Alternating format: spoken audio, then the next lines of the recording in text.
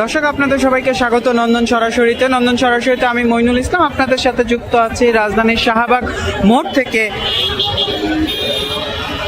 চাকরি ফেরত পাওয়ার দাবিতে এই শাহবাগ মোড়ে অবস্থান নিয়েছেন চাকরিচ্যুত বিডিআর সদস্যরা। তাদের দাবি পূরণ না হওয়া পর্যন্ত তাদের এই অবস্থান কর্মসূচি করার ঘোষণা থাকলেও এই মুহূর্তে আমরা ধীরে ধীরে দেখছি তারা শাহবাগ ছেড়ে যাচ্ছেন। পুলিশ বেশ সতর্ক অবস্থানে কিন্তু রয়েছে, বিপুল সংখ্যক পুলিশ সদস্য মোতায়েন করা হয়েছে এখানে। যদি আপনাদের একটু জানিয়ে রাখি যে গতকালকে সচিবালয়ের উদ্দেশ্যে লং মার্চের ঘোষণা দিয়েছিল এই চাকরিচ্যুত বিডিআর সদস্যরা। এক দফা দাবিতে, চাকরি ফেরত পাওয়ার দাবিতে তারা অবস্থান নিয়েছিল। পরবর্তীতে একটি শহীদ মিনার থেকে তারা লং মার্চে সচিবালয় যাওয়ার কথা ছিল। পরবর্তীতে একটি প্রতিনিধি দল সচিবালয় যান, স্বরাষ্ট্র সচিবের সাথে কথা বলেন এবং সেখানে তাদের আশ্বস্ত করা হয় যে তাদের বিষয়ে একটি সিদ্ধান্ত সরকার দ্রুতই নেবে এবং সকাল 10টার মধ্যে তাদের একটি আবেদনপত্র জমা দেওয়ার জন্য বলা হয়। তারা সেই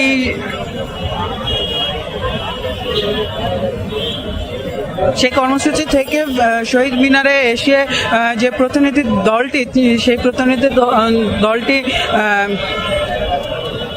কথা বলেন সাধারণ মানুষ, অন্যান্য সাধারণ আন্দোলনরত বিডিআর সদস্যদের সাথে এবং তাদের বলেন, সেখান থেকে তারা ঘোষণা দেন যে আজকে সকাল 10টার মধ্যে কোনো নির্দিষ্ট ঘোষণা বা সিদ্ধান্ত সরকারের পক্ষ থেকে না জানানো হলে তারা আজকে সকাল 10টার মধ্যে কঠোর আন্দোলনের ঘোষণা দেবেন। তার অংশ হিসেবে বেলা 12:30 বাজে তারা যমুনার উদ্দেশ্যে পদযাত্রা ঘোষণা করেন।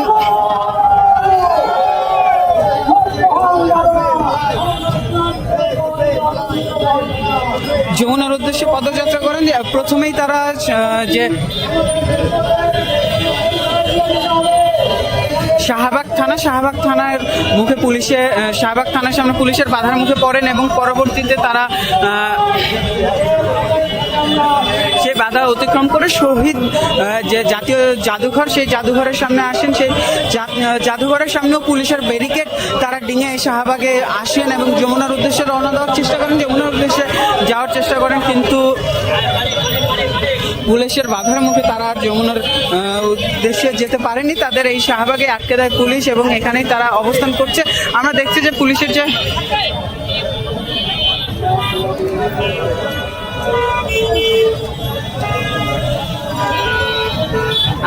পুলিশের সতর্ক অবস্থান এবং সাথে সাথে যে জলকামান আনানো হয়েছে, সেই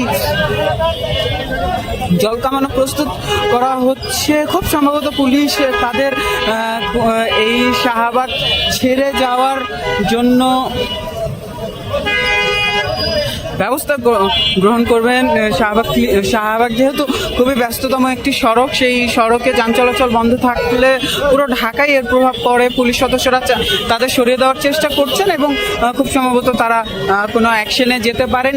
তবে এর আগে আমরা দেখছি যে চাকরিচ্যুত যে বিডিআর সদস্যরা আছেন তারা কিন্তু শাহবাগে আগের মতো কঠোর অবস্থানে নেই, তারা ধীরে ধীরে সরে যাচ্ছেন, তারা জাতীয় জাদুঘরের দিকে এগিয়ে যাচ্ছেন। এই স্থানটি ছেড়ে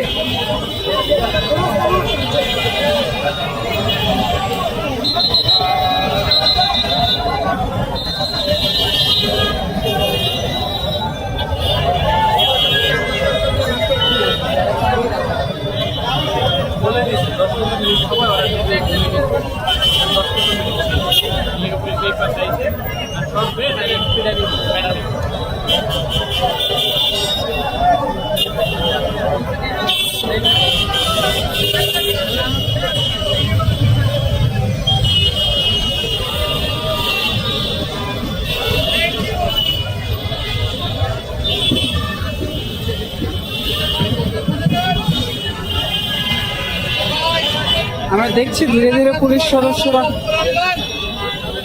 এগোচ্ছেন এবং যত আন্দোলনরতরা পুলিশের কাছ থেকে 10 মিনিট সময় চেয়ে নিয়েছেন, যে 10 মিনিটের মধ্যে তারা এই যে সড়কটি ছেড়ে দেবেন, এবং সেই সময় কিন্তু অতিক্রম হয়ে গেছে।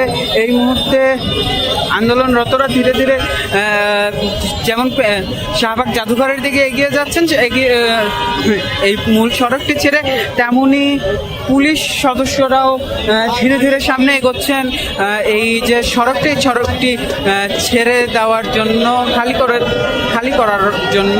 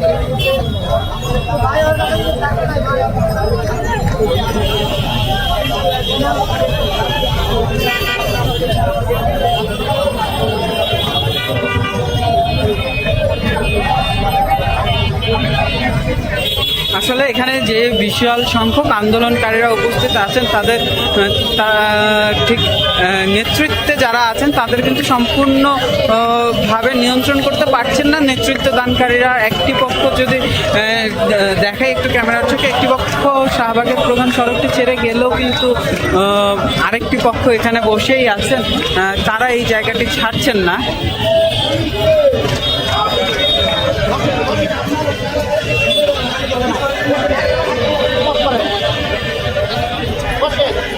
আরো পুলিশ সদস্যরা এসেছেন এখানে। পুলিশ সদস্যদের সংখ্যা ধীরে ধীরে আরো বাড়ছে।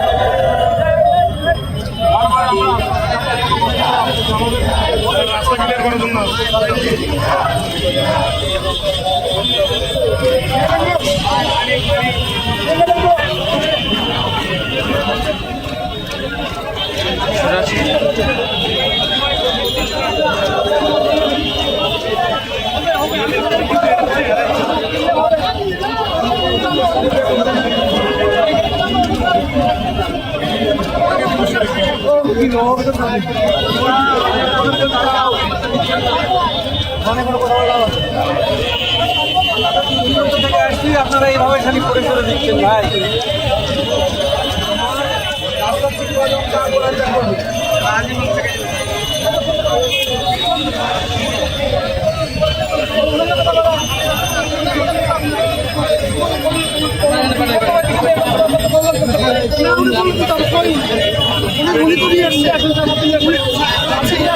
আমি তো উনার জন্য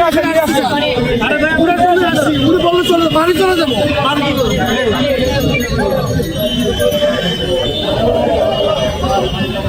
পুলিশ আপনাদের কি বলছে?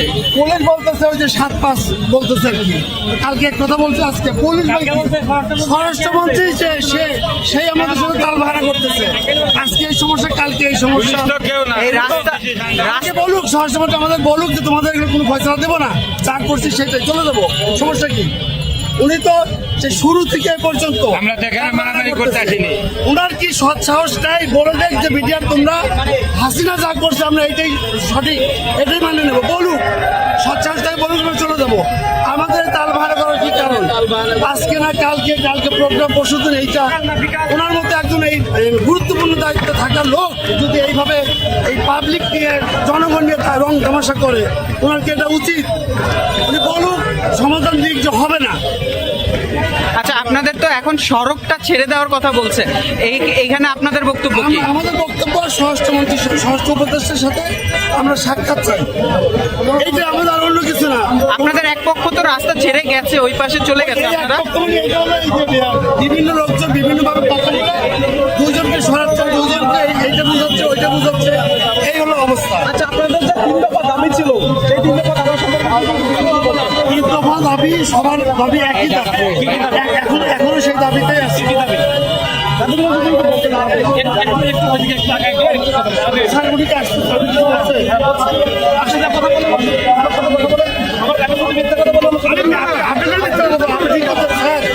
আমাদেরকে উনি ডাকিয়ে নিয়ে আসে, আমাদের রাষ্ট্রের তো কষ্ট হয়, আমরা তো বলছি না যাবো না, আমরা বলছি না আপনার কথা শুনবো না, তাহলে কি এটা আমাদের কি অবস্থা?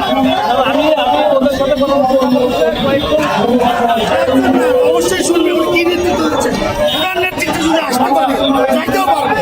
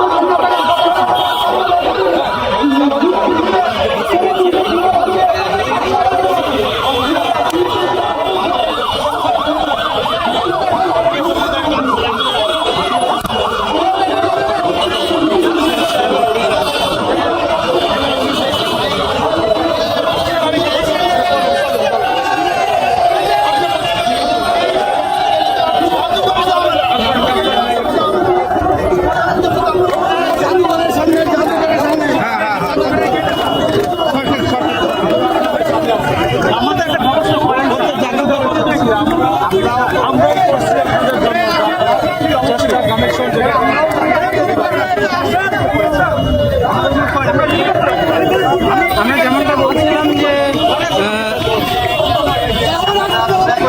সড়কটি ছেড়ে দেওয়ার জন্য পুলিশের পক্ষ থেকে বারবার বলা হচ্ছে, একটি পক্ষ সড়ক ছেড়ে চলে গেলেও কিন্তু অপর পক্ষগুলো অন্য পক্ষগুলো ঠিক রাস্তা ছেড়ে যেতে নারাজ।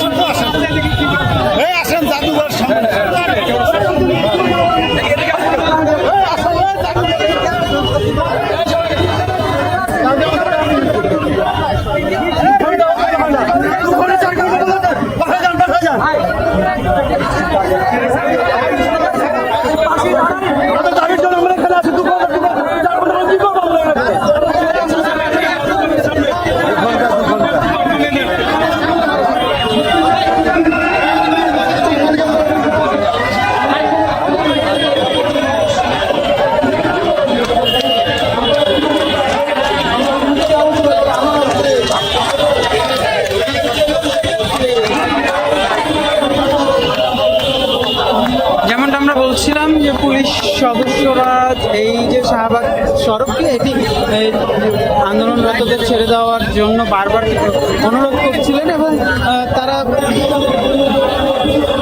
এই অনুরোধের একটি পক্ষ সাড়া দিয়ে শাহবাগ ছেড়ে জাতীয় জাদুঘরের সামনে চলে আসলে একটি পক্ষ কিন্তু আসতে চাইছিল না, তবে পুলিশের সাথে মধ্যস্থতায় তারা ধীরে ধীরে এই শাহবাগ যে মোড়, এই মোড়টি ছেড়ে চলে আসছে।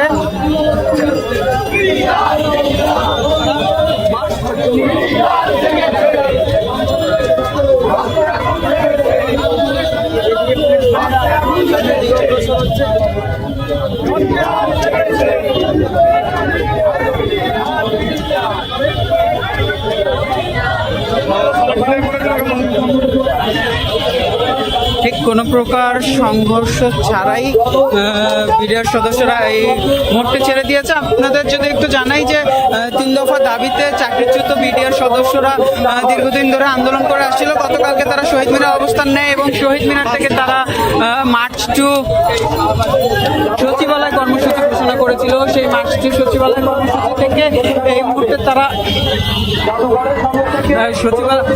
মার্চ টু সচিবালয় কর্মসূচি থেকে একটি প্রতিনিধি দল স্বরাষ্ট্র সচিবের সাথে দেখা করেন এবং তার সাথে কথা বলেন। সেখান থেকে তারা জানান যে আজকের সকাল 10টার মধ্যে কোনো যদি সুনির্দিষ্ট বক্তব্য সরকারের পক্ষ থেকে না জানানো হয় তবে তারা কঠোর আন্দোলনে যাবে। সেই কঠোর আন্দোলনের অংশ হিসেবে তারা আজকে মার্চ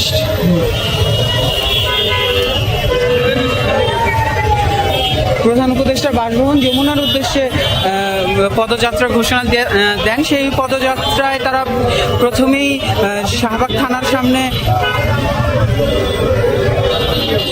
বাধার মুখে পড়েন এবং এরপরে সেই বাধা ডিঙিয়ে তারা এই যে জাতীয় জাদুঘরের সামনে অবস্থান নিলে পরবর্তীতে তারা সেই বাধা ডিঙিয়েও শাহবাগ যে মোড় সেই শাহবাগ মোড়ে এসে অবস্থান গ্রহণ করে এবং পুলিশ তাদের সেই শাহবাগ মোড়ের সড়কটি ছেড়ে যাওয়ার জন্য অনুরোধ করে এবং তারা 10 মিনিট সময় নিয়েছিল এই শাহবাগ সড়কটি ছেড়ে যাওয়ার জন্য। সেই 10 মিনিট অতিক্রান্ত হওয়ার পরে পুলিশ সদস্যদের বারবার অনুরোধ এবং ব্যাপক পরিমাণে পুলিশ সদস্যদের মোতায়েনের পরে আন্দোলনরতরা এই শাহবাগ মোড় ছেড়ে জাতীয় জাদুঘরের সামনে চলে আসেন। এই ছিল আমার কাছে জাতীয়